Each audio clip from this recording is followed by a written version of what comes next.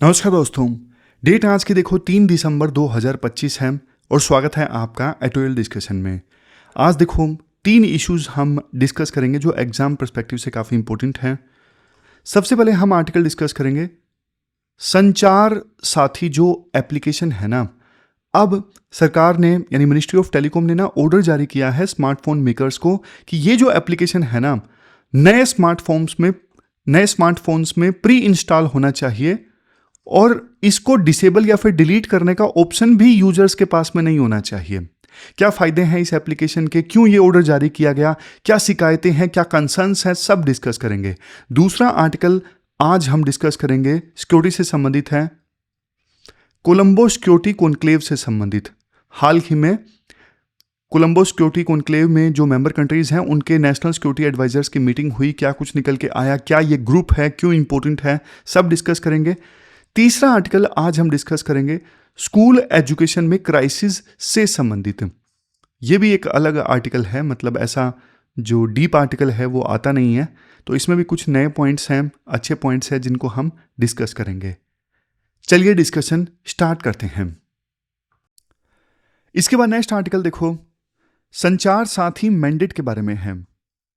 आप ना सिलेबस में एक तरफ जीएस पेपर 3 में जो टेक वाला टॉपिक है वहां से इस आर्टिकल को रिलेट कर सकते हो, दूसरी तरफ देखो जीएस पेपर 2 में राइट टू जो प्राइवेसी है वहां से भी इस आर्टिकल को रिलेट किया जा सकता है।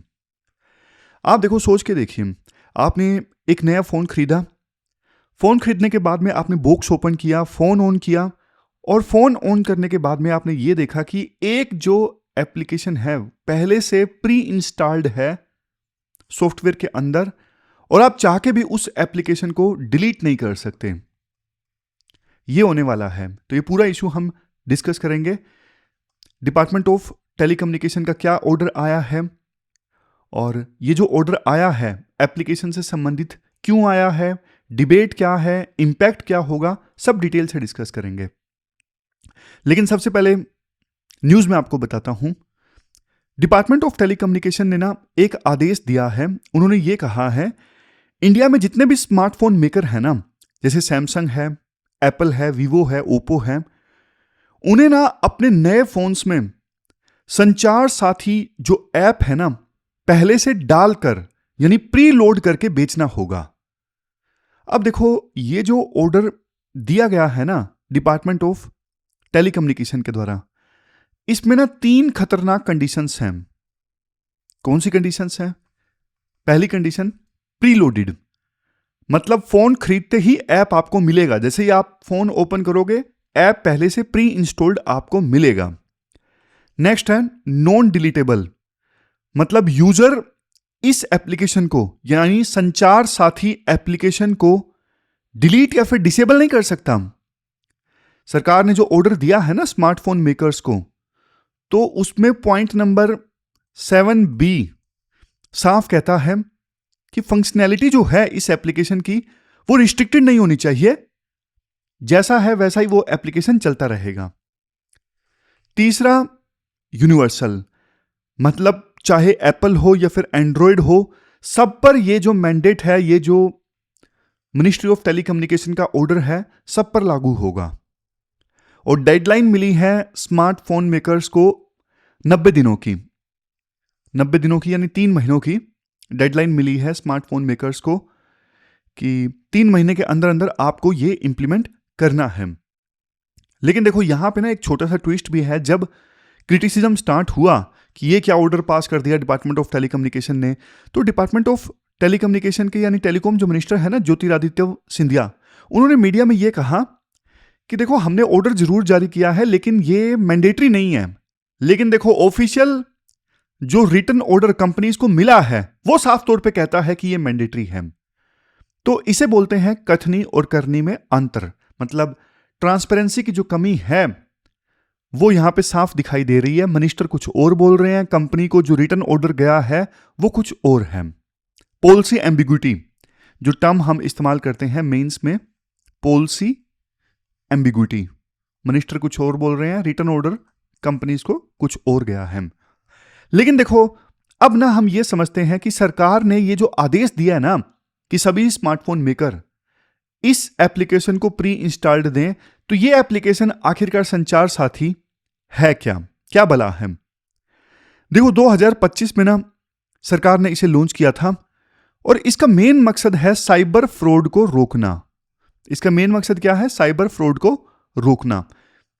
क्या फंक्शंस हैं इस एप्लीकेशन को अगर आप डाउनलोड करते हो तो क्या क्या फायदे आपको होंगे? सबसे पहले है CEIR इंटीग्रेशन। CEIR का मतलब है सेंट्रल इक्विपमेंट आइडेंटिटी रजिस्टर। अगर देखो आपका फोन चोरी हो जाए तो देखो IMEI नंबर के थ्रू ना उस फोन को ब्लॉक किया जा सकता है। महेश का फोन चोरी हुआ, महेश ने इन्फॉर्म किया, तो IMEI नंबर के थ्रू महेश का जो फोन है वो ब्लॉक हो जाएगा। पहली चीज, पहला फायदा। दूसरा है सिम ट्रैकिंग, मतलब आपके नाम पर कितने सिम हैं ये आप चेक कर सकते हो इस एप्लीकेशन के थ्रू। एप्लीकेशन ना भी आपको डाउनलोड करनी हो, गूगल में आप डालिए संचार साथी वाली वेबसाइट खुल जाएगी और वेबसाइट पे भी आप चेक कर सकते हो।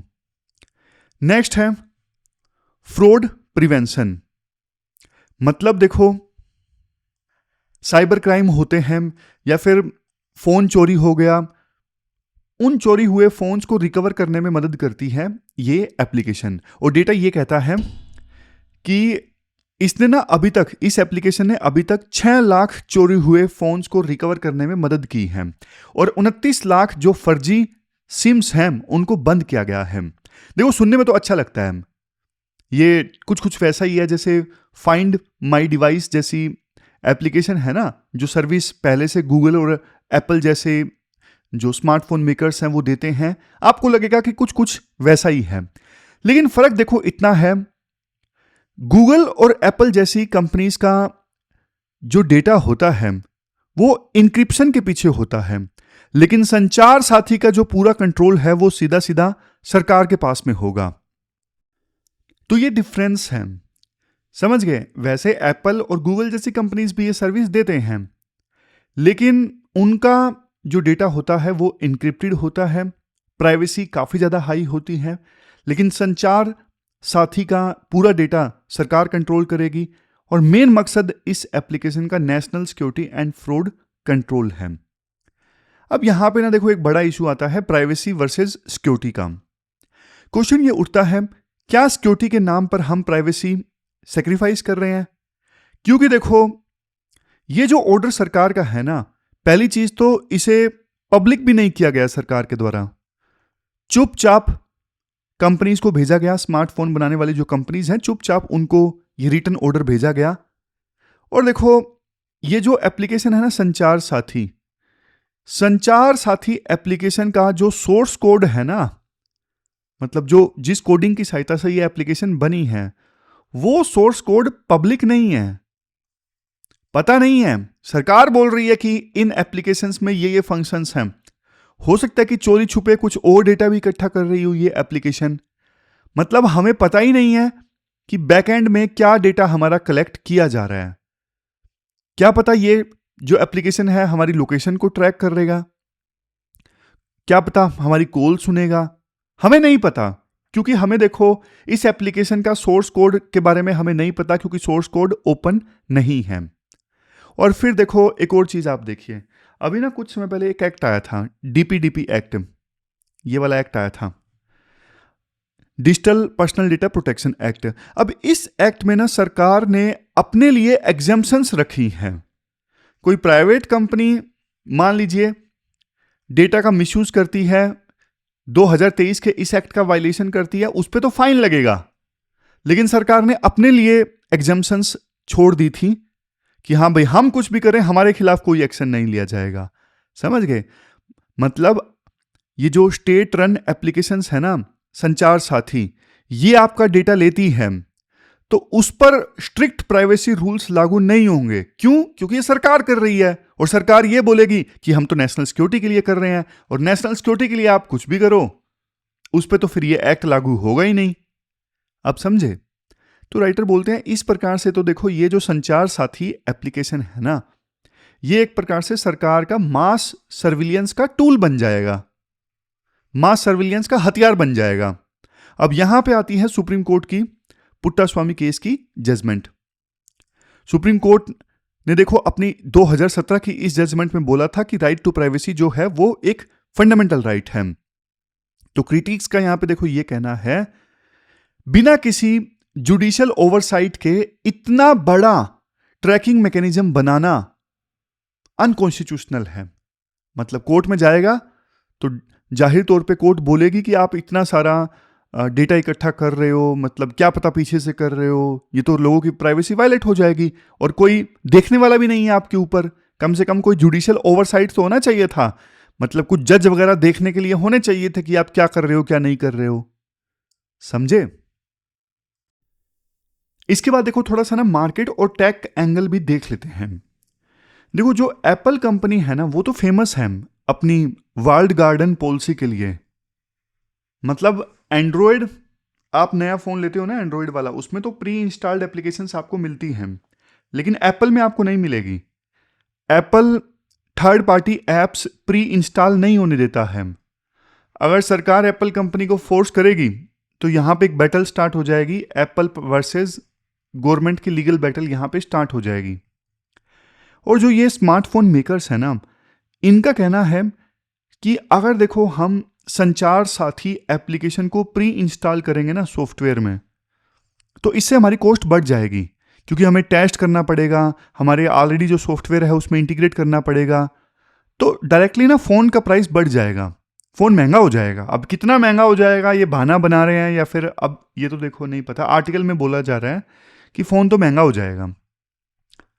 और क्वेश्चन ये उठता है कि सरकार का जो मेन लक्ष्य है कि क्रिमिनल्स को रोकना, साइबर क्राइम्स को रोकना, क्या सरकार कर पाएगी इस एप्लीकेशन की सहायता से।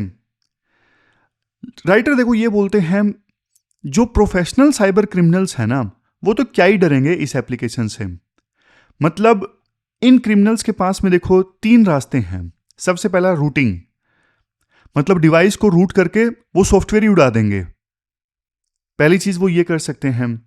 दूसरा है स्पूफिंग, मतलब जैसे वीपीएन वगैरह यूज करते हैं ना, और आईपी एड्रेस मास्क हो जाता है, मतलब सामने वाला जो ट्रैक कर रहा होता है उसको कोई फर्जी आईपी एड्रेस दिखता है। उसी प्रकार से IMEI,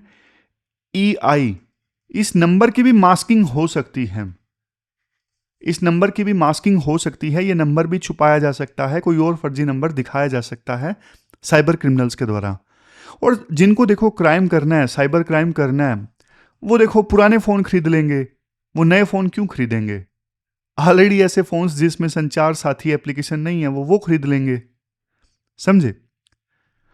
तो अब सॉल्यूशन की बात करते हैं। वैसे देखो राइटर ये भी बोलते हैं, आम आदमी की जो प्राइवेसी है वो तो चली गई ना, बाकी साइबर क्रिमिनल्स तो क्राइम करते रहेंगे, और क्राइमिनल जो साइबर क्रिमिनल है वो पकड़ा नहीं गया। तो मैंडेटरी प्री लोडिंग का जो ऑर्डर है ना सरकार की तरफ से, इसकी ना इंक्रीमेंटल वैल्यू कम है, यानी फायदा कम है लेकिन रिस्क ज्यादा है। और इंडिया में देखो बल्कि ना लॉज की भी कमी है।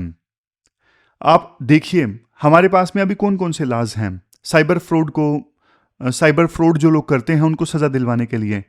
जैसे देखो आईटी एक्ट है, आईटी एक्ट का सेक्शन 43, सेक्शन 66, इन सेक्शंस में साइबर फ्रॉड के लिए सजा का प्रावधान किया गया है। इसके अलावा बीएनएस है, भारतीय न्याय संहिता का सेक्शन 111 क्लोज 3, ये ऑर्गेनाइज्ड साइबर क्राइम को रोकता है। फिर बीएनएस का ही सेक्शन 316 और 318, ये थेफ्ट और स्टोलन प्रॉपर्टी से डील करता है। फिर देखो एक और सेक्शन भी है, सेक्शन 336, ये इलेक्ट्रॉनिक फोर्जरी से डील करता है, मतलब इलेक्ट्रॉनिक ढंग से कोई डॉक्यूमेंट वगैरह फैब्रिकेट कर लिया, फोर्जरी कर ली। और इवन सिम लेने से पहले भी केवाईसी नॉर्म्स फॉलो होते हैं, आधार कार्ड वगैरह देना पड़ता है। तो प्रॉब्लम कहाँ पे है? प्रॉब्लम देखो लॉज में नहीं है, प्रॉब्लम इन्फोर्समेंट में है, लागू करने में है। जैसे आपने जामतारा वेब सीरीज देखी होगी ना, क्राइम जामतारा में होता है, विक्टिम मुंबई में है, पुलिस कोऑर्डिनेशन मिसिंग है झारखंड और महाराष्ट्र के बीच में, साइलोज में काम करते हैं अलग अलग राज्यों की पुलिस, अलग अलग डिपार्टमेंट्स। और जो पुलिस होती है उनके पास में कोई ट्रेनिंग नहीं होती डिजिटल एविडेंस को हैंडल करने की। जहां जहां पे डिजिटल ट्रेल है उसको संभाल के रखने की पुलिस के पास में ट्रेनिंग ही नहीं होती। तो लास्ट में देखो कंक्लूजन में ये बोला जाता है राइटर के द्वारा कि संचार साथी एप्लीकेशन को जबरदस्ती फोन में डलवाना, ये देखो ये डिजीज से ज्यादा खतरनाक इलाज वाली बात हो गई। मतलब जो चीज आप ठीक करने जा रहे हो वो उतनी बड़ी नहीं है, लेकिन आपका जो इलाज है वो ज्यादा बड़ा है। तो बेटर सॉल्यूशन क्या होता, इंस्टीड ऑफ ये कहना कि सबको ये जो एप्लीकेशन है प्री इंस्टॉल डालनी है, गवर्नमेंट को 3 चीजों पे फोकस करना चाहिए। सबसे पहले साइबर फोरेंसिक लैब्स, हर स्टेट में एडवांस लैब्स बनाओ। दूसरे नंबर पे इंटर-स्टेट साइबर यूनिट्स, मतलब एफबीआई जैसी एजेंसी बनाओ जो स्टेट बाउंड्रीज के पार जाके क्राइम को रोक सके। तीसरा है कैपेसिटी बिल्डिंग, जो पुलिस और प्रोसिक्यूटर्स हैं उनको आप ट्रेनिंग दो ताकि वो साइबर क्रिमिनल्स को पकड़ सकें। तो ये 3 चीजें आपको करनी पड़ेंगी। तो ये पूरा आर्टिकल हमने डिस्कस किया, चलते हैं आगे। इसके बाद नेक्स्ट आर्टिकल देखो, CSC यानी कोलंबो सिक्योरिटी कॉन्क्लेव से संबंधित है। आपने सिलेबस में जीएस पेपर 3 सिक्योरिटी से इस आर्टिकल को रिलेट कर सकते हो। आप देखो, सोच के देखिए, आपके घर के बैकयार्ड में कोई स्ट्रेंजर घूम रहा हो तो आपको देखो गुस्सा भी आएगा और आपको डर भी लगेगा। यही हालत है इंडिया की आज के समय में इंडियन ओशन रीजन में। तो इससे पहले कि हम आगे बढ़ें, सबसे पहले मैं जो ये कोलंबो सिक्योरिटी कॉन्क्लेव है इसी के बारे में आपको बता देता हूं क्या है ये। देखो, ये रीजनल सिक्योरिटी का एक ग्रुप है और इस ग्रुप का मेन फोकस ये है इंडियन ओशन रीजन की सेफ्टी। आप इसे नेबरहुड वॉच सिस्टम की तरह सोचो। आप पूछोगे सर ये नेबरहुड वॉच सिस्टम क्या है, मतलब ये टर्म तो हमने पहली बार सुनी है। सिंपल भाषा में आपको बताता हूं। देखो, मान लो आपका कोई मोहल्ला है या फिर कॉलोनी है। आपके मोहल्ले या फिर कॉलोनी के हर घर के बाहर 24 घंटे क्या पुलिस रह सकती है? नहीं रह सकती, पॉसिबल ही नहीं है। इतने पुलिस वाले होते ही नहीं है और उनकी प्रायोरिटी सिर्फ आपका मोहल्ला थोड़ी ना है, पूरा शहर है ना। तो आप ना नेबर्स सब लोग मिलके ये डिसाइड करते हो कि यार हम हमारी जो सिक्योरिटी है ना खुद मेंटेन करेंगे। मतलब कोई भी सस्पिशियस पर्सन अपने को मोहल्ले में दिखेगा तो हम पुलिस को सूचित करेंगे, कोई सस्पिशियस गाड़ी हमको दिखेगी तो हम पुलिस को बताएंगे।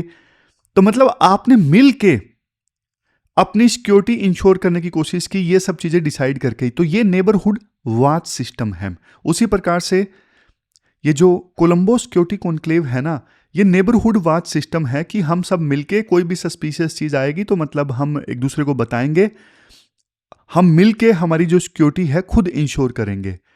तो कब कैसे बनता है ये कॉन्क्लेव? कहानी स्टार्ट होती है देखो 2011 में। इंडिया, श्रीलंका और मालदीव ने शुरू में इस कॉन्क्लेव को मिलकर बनाया था। तब इसे ट्राइलेटरल बोलते थे। क्या बोलते थे? ट्राइलेटरल। फिर क्या हुआ, मालदीव में पॉलिटिकल क्राइसिस आ गए, रिलेशंस खराब हो गए इंडिया के मालदीव के साथ में। तो ये ग्रुप जो था वो ठंडा पड़ गया। लेकिन देखो 2020 में ना इंडिया ने सोचा अकेले देखो काम नहीं चलेगा, ग्रुप को ना फिर से जिंदा करना जरूरी है। तो फिर से 2020 में इस ग्रुप को ना जिंदा किया गया और इसका नाम बदल के रख दिया गया कोलंबो सिक्योरिटी कॉन्क्लेव। पहले नाम में ट्राइलेटरल था, लेकिन 2020 में नाम चेंज करके कोलंबो सिक्योरिटी कॉन्क्लेव कर दिया गया। और 2022 में मॉरिशस, एक छोटा सा आइलैंड कंट्री, वो भी फुल टाइम मेंबर बन गया इस कॉन्क्लेव का। 4 देश हो गए फिर। पहले इंडिया, मालदीव, श्रीलंका थे। 2022 में मॉरिशस ने भी ज्वाइन कर लिया। और फिर देखो 2024 में ना बांग्लादेश ने भी ऑफिशियली इस कॉन्क्लेव को ज्वाइन कर लिया। आप ये मैप देखो, मैप में अगर आप देखोगे तो बांग्लादेश भी मेंबर है, बांग्लादेश यहां पे है, मालदीव भी मेंबर है, मॉरिशस भी मेंबर है, मॉरिशस यहां पे है, ये रहा नीचे, इंडिया भी मेंबर है, श्रीलंका भी मेंबर है। तो ये सारे मेंबर्स हैं। लेकिन देखो कहानी ना यहीं पे खत्म नहीं होती है, कहानी यहां पे खत्म नहीं होती है, बल्कि एक और देश, ये देखो सेचल्स जो है, ये भी अब फुल टाइम मेंबर बन गया है कोलंबो सिक्योरिटी कॉन्क्लेव का। सेचल्स ये जो अफ्रीका के पास में है अब ये भी फुल टाइम मेंबर है कोलंबो सिक्योरिटी कॉन्क्लेव का।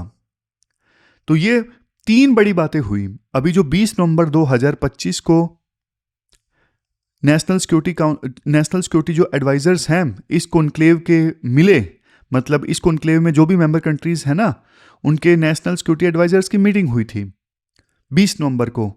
तो 3 बड़ी चीजें हुई। पहला तो सेचल्स की एंट्री, सेचल्स जो है अब फुल टाइम मेंबर बन गया है, और चूंकि ये अफ्रीका के पास में है तो अब ये जो कॉन्क्लेव है ना ये वेस्टर्न इंडियन ओशन को कवर करता है, ये अच्छी चीज है। दूसरा क्या हुआ, मलेशिया को एज ए गेस्ट इस कॉन्क्लेव की मीटिंग में बुलाया गया।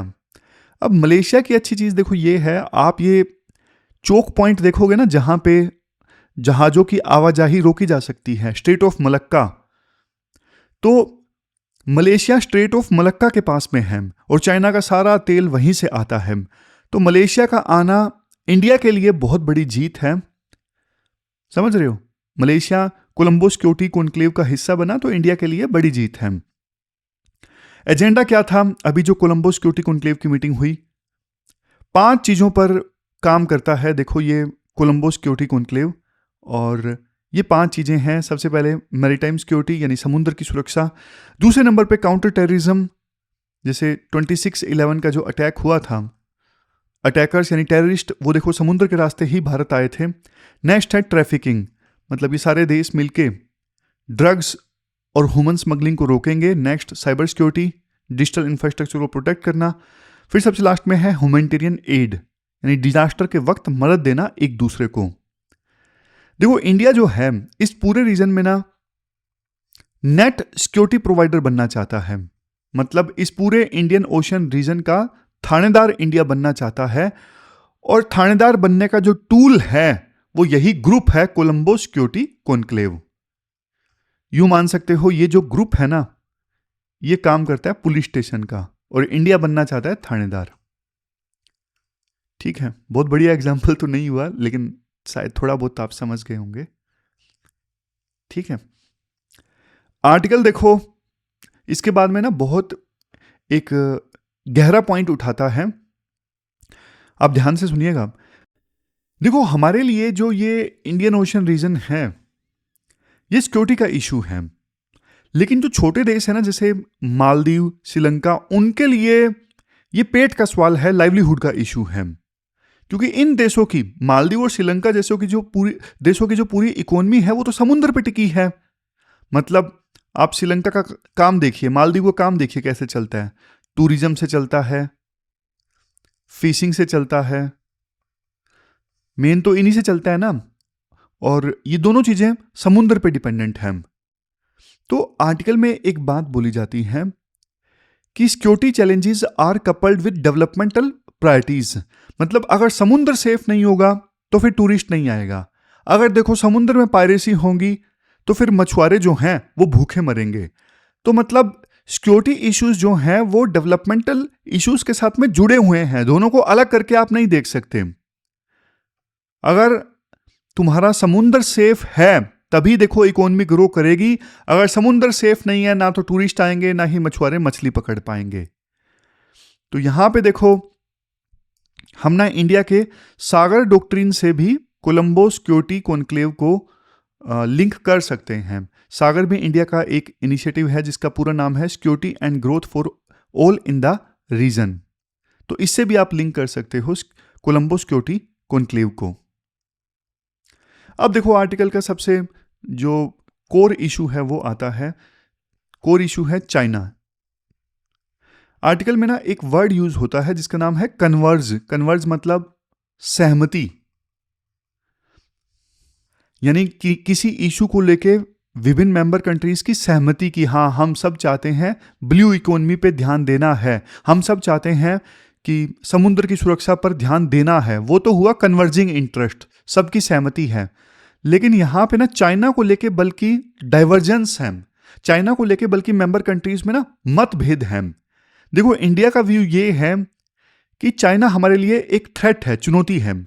वो इंडियन ओशन में ना अपने वारशिप भेज रहा है, जैसे चाइना ने कुछ समय पहले अपना एक स्पाई शिप भेजा था, युआंग वंग 5 कुछ करके था वो उनका जासूसी जहाज, तो हम ना CSC यानी कोलंबो सिक्योरिटी कॉन्क्लेव को यूज करना चाहते हैं चाइना के अगेंस्ट, लेकिन जो हमारे नेबर्स हैं ना, पड़ोसी हैं, इस ग्रुप में हैं, जैसे श्रीलंका, मालदीव, बांग्लादेश, ये देश मानते हैं कि चाइना हमारे लिए थ्रेट नहीं है। चाइना हमारे लिए थ्रेट नहीं है भैया, आपके लिए हो सकता है। उनके लिए चाइना बल्कि एक बैंक का काम करता है। इन देशों के लिए चाइना बल्कि एक डेवलपमेंट पार्टनर का काम करता है। वो चाइना से लोन लेते हैं, चाइना उनका पोर्ट बनवाता है। तो यहां पे मतभेद हैं इंडिया के बीच में और जो हमारे नेबरिंग कंट्रीज इस ग्रुप का पार्ट है उनके बीच में। इंडिया चाहता है ये ग्रुप चाइना के खिलाफ सिक्योरिटी फोकस करे, लेकिन पड़ोसी चाहते हैं कि चाइना से पैसा भी मिलता रहे। समझ गए? देखो ना, एक कोट हम पढ़ते हैं अल्फ्रेड महान का, स्ट्रेटेजिक थिंकर थे, कि जो भी इंडियन ओशन को डोमिनेट करेगा वो एशिया पे डोमिनेट करेगा। और इंडिया और चाइना दोनों इस बात को जानते हैं। इसीलिए देखो ये पूरी रस्साकसी चल रही है इंडियन ओशन रीजन में डोमिनेंस बनाए रखने के लिए। मतलब इंडिया की तो ऑलरेडी ट्रेडिशनली रही है, लेकिन चाइना घुसना चाहता है इंडियन ओशन रीजन में, और इंडिया इंडियन ओशन रीजन को अपना बैकयार्ड मानता है। तो अब इसके बाद राइटर फोकस करते हैं कुछ चैलेंजेस पर भी। आर्टिकल कहता है इस ग्रुप के साथ में ना, CSC के साथ में कुछ चैलेंजेस हैं। जैसे सबसे पहला चैलेंज तो ये है फ्रेमवर्क की कमी है। अभी जो ये कोलंबो सिक्योरिटी कॉन्क्लेव है ना, ये सिर्फ NSA के लेवल पे चलता है। मतलब बड़े ऑफिसर्स मिलते हैं, फोटो खिंचवाते हैं, लेकिन जमीन पर काम करने के लिए ना कोई परमानेंट ऑफिस या फिर स्टाफ नहीं है। तो इस ग्रुप का ना इंस्टीट्यूशनलाइजेशन होना चाहिए, एक कोई परमानेंट सेक्रेटरीट का ऑफिस होना चाहिए, ये सब होना चाहिए। दूसरा है डोमेस्टिक अनसर्टेनिटीज। जैसे आपने बांग्लादेश का एग्जांपल ले लो, वहां पे ना अभी रेजिम चेंज हुआ, शेख हसीना की सरकार चली गई, मतलब अभी अनस्टेबिलिटी है, इलेक्शन का कोई पता नहीं कब होगा। इसमें नेपाल में भी आपने देखा किस प्रकार से जेनजीज ने प्रोटेस्ट किया, क्राइसिस आ गए, लेकिन नेपाल इस ग्रुप का पार्टी नहीं है, नेपाल को क्यों डिस्कस कर रहे हैं हम, है ना। तो कहने का मतलब ये है ग्रुप के अंदर जो मेंबर कंट्रीज है ना, श्रीलंका में 2022 में क्राइसिस आ गए थे, तो उनमें ना कई बार क्राइसिस आ जाते हैं जब पड़ोसी देश में जो इस ग्रुप का पार्ट है उनमें पॉलिटिक्स बदलती है ना, तो उनकी फिर फॉरेन पॉलिसी भी बदल जाती है। तो इस ग्रुप की स्टेबिलिटी के लिए जरूरी यह है कि मेंबर कंट्रीज में स्टेबिलिटी रहे, वहां पे क्राइसिस ना आए। ये बड़ा इशू है, क्योंकि वहां पे क्राइसिस आते हैं, सरकार बदल जाती है, फिर उनकी फॉरेन पॉलिसी बदल जाती है। फिर नेक्स्ट है कोऑर्डिनेशन। कोऑर्डिनेशन मतलब देखो अलग अलग देशों की जो नेवी है उनके बीच में तालमेल बनाना इतना आसान काम नहीं है, मुश्किल काम है। तो ये भी राइटर एक पॉइंट देते हैं, डिफरेंट नेवीज के बीच में सिनर्जी स्टैब्लिश करना, कोऑर्डिनेशन स्टैब्लिश करना। अब बारी आती है वे फॉरवर्ड की और कंक्लूजन की। देखो जो CSC है वो इंडियन ओशन रीजन के जो मेंबर कंट्रीज हैं उनके बीच में कोऑर्डिनेशन के लिए एक बढ़िया टेम्पलेट है, नया टेम्पलेट है, लेकिन देखो रास्ता आसान नहीं है। अपने को ये याद रखना पड़ेगा कि एक्सपेंशन तो इस ग्रुप का हो रहा है, सेचेल्स भी अब मेंबर बन गया है, लेकिन सबके बीच में बल्कि कोऑर्डिनेशन इस्टेब्लिश करना और मुश्किल हो जाएगा जैसे जैसे मेंबर्स बढ़ेंगे इस ग्रुप में। अब बात सिर्फ टेररिज्म की नहीं है, अब बात इकोनॉमी की भी है। अब ये जो ग्रुप है वो इकोनॉमी पे ही फोकस करता है, और चाइना के अगेंस्ट इंडिया को ना स्मार्ट डिप्लोमेसी प्ले करनी पड़ेगी, क्योंकि सारे देश ओपनली चाइना के अगेंस्ट नहीं आएंगे। और सबसे लास्ट वे फॉरवर्ड में बात राइटर ये बोलते हैं, बातों से आगे बढ़ के देखो ग्रुप का ना इंस्टीट्यूशनलाइजेशन भी होना चाहिए, परमानेंट सेक्रेटरीट, परमानेंट स्टाफ, ये सब चीजें भी होनी चाहिए ग्रुप के साथ में। तो ये पूरा आर्टिकल हमने डिस्कस किया कोलंबो सिक्योरिटी कॉन्क्लेव से संबंधित। चलते हैं आगे। इसके बाद नेक्स्ट आर्टिकल देखो काफी ज्यादा सेंसिटिव है, crisis in the education system. देखो ये जो आर्टिकल है ना सीधा कनेक्ट करता है आपके GS पेपर 1 में सोसाइटी और GS पेपर 4 एथिक्स से। और देखो कंटेक्स्ट ये है, हाल ही में ना दिल्ली के एक स्कूल में ना एक स्टूडेंट ने सुसाइड कर लिया। अब देखो स्टूडेंट का सुसाइड और दिल्ली में स्कूल के अंदर, ये देखो हमारे पूरे एजुकेशन सिस्टम पर एक सवाल उठाता है। तो ब्रॉडली ना इस आर्टिकल में हम 3 चीज़ों पे फोकस करेंगे। सबसे पहले क्राइसिस, मतलब क्यों बच्चे और पेरेंट्स अलग अलग डायरेक्शन में जा रहे हैं। दूसरे नंबर पे डायग्नोसिस, एजुकेशन का जो कमोडिफिकेशन हो गया है वो क्यों हो गया है।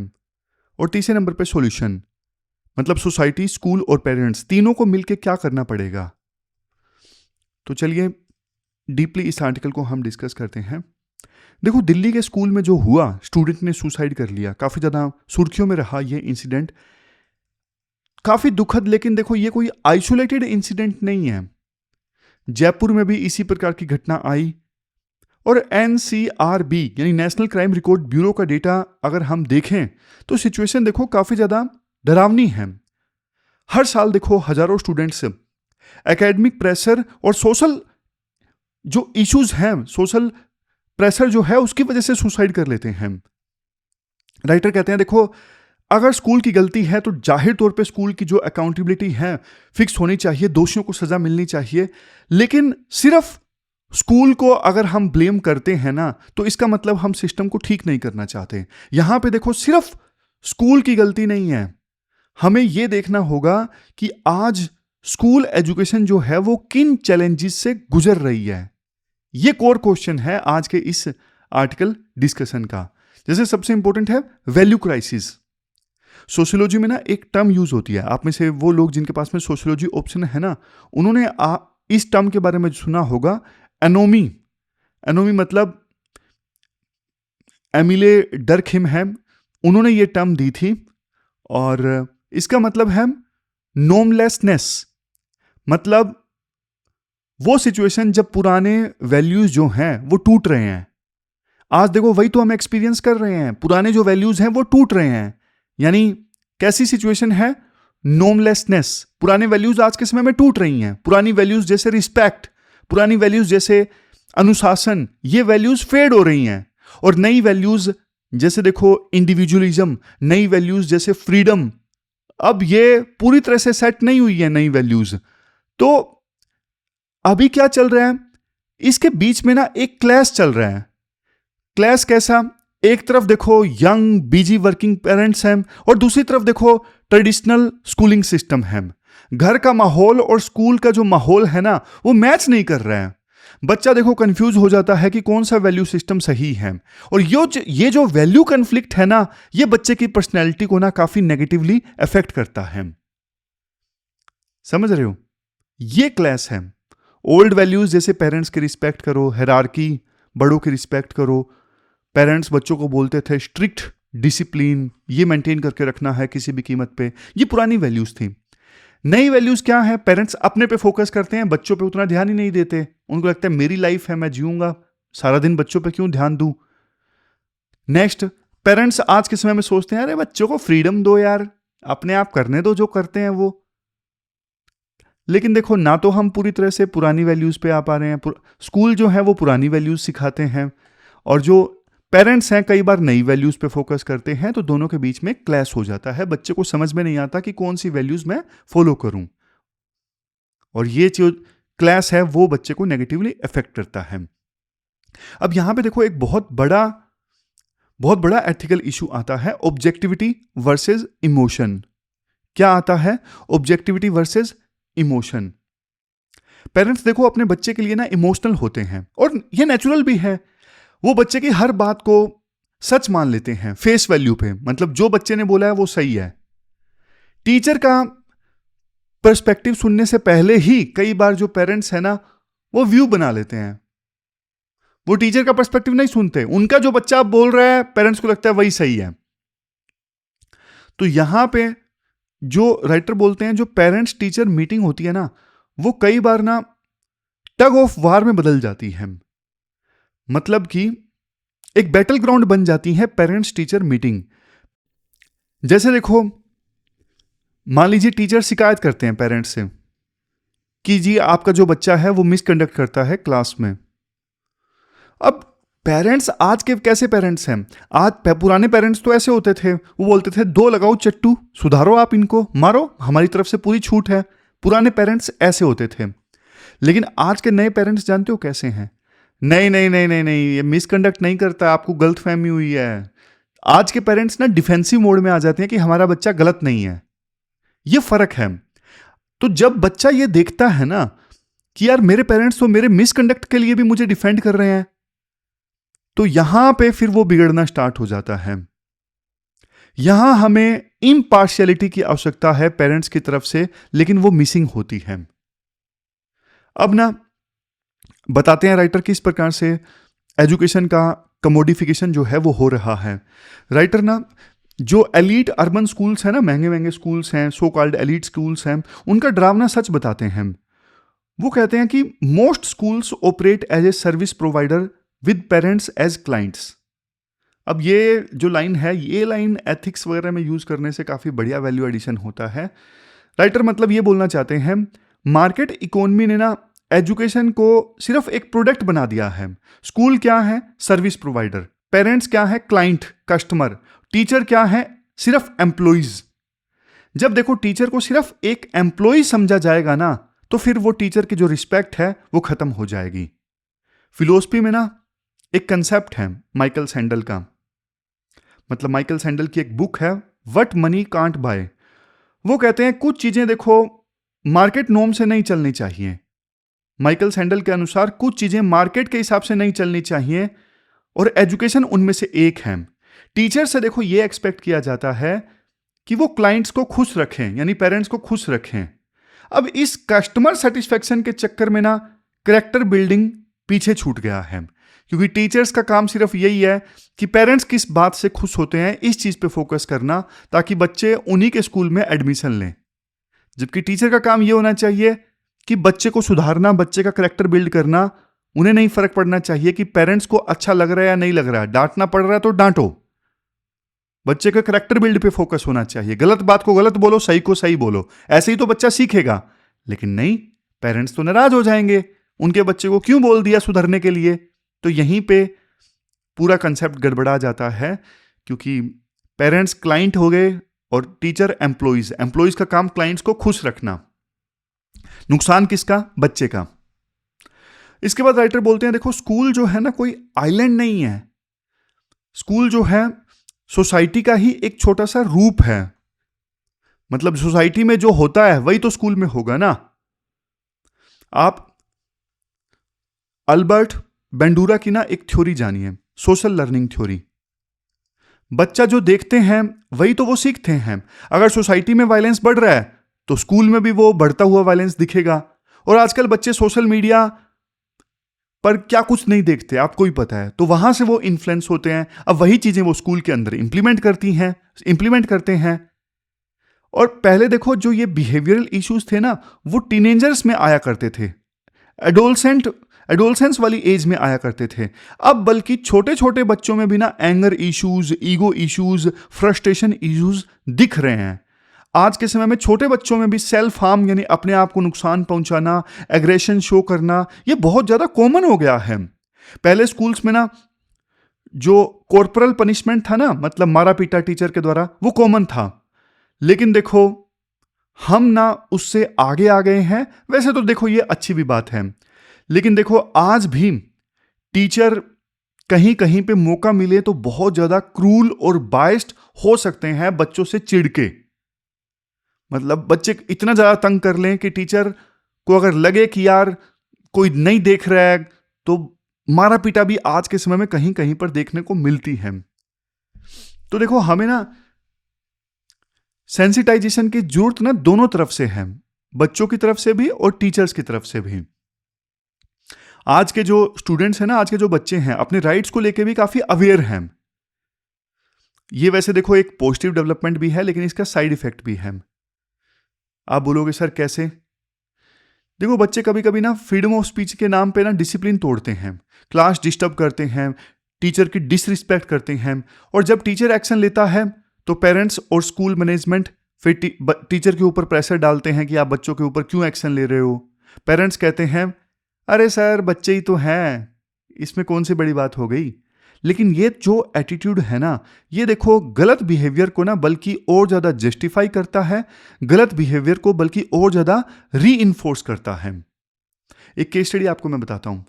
अब स्कूल में ना मोबाइल फोन्स वैसे बैंड है, लेकिन घर पर बच्चा पूरा टाइम स्क्रीन पे बिताता है। अगर पेरेंट्स देखो घर पर डिजिटल डिसिप्लिन नहीं रखेंगे तो स्कूल क्या करेगा? आज बच्चे देखो शांत बैठना ही भूल गए हैं। उन्हें बस ना वैलिडेशन चाहिए, उन्हें लाइक्स चाहिए, कमेंट्स चाहिए, उन्हें हमेशा स्पॉटलाइट चाहिए। तो मतलब बच्चे ना आज के समय में नार्सिसिज्म की तरफ जा रहे हैं, सेल्फ ऑब्सेशन की तरफ जा रहे हैं कि कोई बार बार उनकी तारीफ करे, उनके बारे में बात करें। तो राइटर का मेन निचोड़ देखो इस आर्टिकल में यही है कि children can not raise themselves. बच्चे अपने आप को नहीं पाल सकते, बच्चे खुद को बड़ा नहीं कर सकते। एक अफ्रीकन प्रोवर्ब है, it takes a village to raise a child. इसका मतलब क्या है? इसका मतलब यह है कलेक्टिव रिस्पॉन्सिबिलिटी। तो सॉल्यूशन इस पूरे क्राइसिस का यह निकलता है, सबसे पहले तो ब्लेम गेम खेलना बंद करो। स्कूल और पेरेंट्स एक दूसरे पर उंगली उठाना बंद करें और एक ब्रिज बनाना होगा पेरेंट्स और टीचर के बीच में, ताकि दोनों का एक दूसरे के ऊपर ट्रस्ट बढ़े। पेरेंट्स को देखो सिर्फ फीस भरने से आगे सोचना होगा, घर की वैल्यूज को और ज्यादा स्ट्रोंग करना होगा, और टीचर को वापस गुरु का दर्जा देना होगा। वो सर्विस प्रोवाइडर नहीं है। हमें अगर बच्चे की वेलबींग इंश्योर करनी है ना, तो देखो फिर हमें कलेक्टिव केयर चाहिए। तभी इस प्रकार के जो ट्रेजिक इंसिडेंट्स हैं जो दिल्ली के स्कूल में हुआ, वो ट्रेजिक इंसिडेंट्स हम रोक सकते हैं। तो ये पूरा आर्टिकल हमने डिस्कस किया स्कूल एजुकेशन में क्राइसिस से संबंधित। लास्ट में क्वेश्चन देख लेते हैं जो आपको अटेम्प्ट करना है। क्वेश्चन देखो आपको ये अटेम्प्ट करना है, अभी अभी जो हमने ये स्कूल एजुकेशन में क्राइसिस से संबंधित आर्टिकल डिस्कस किया ना, इसी से संबंधित आपको क्वेश्चन अटेम्प्ट करना है। 250 वर्ड्स में आपको इस क्वेश्चन का आंसर देना है और 15 मार्क्स का ये क्वेश्चन है। तो ये थी हमारी आज की डिस्कशन। कल मिलते हैं फिर से एक नई डिस्कशन के साथ। तब तक आप अपना ध्यान रखिए, अच्छे से पढ़िए। Thank you very much for discussion.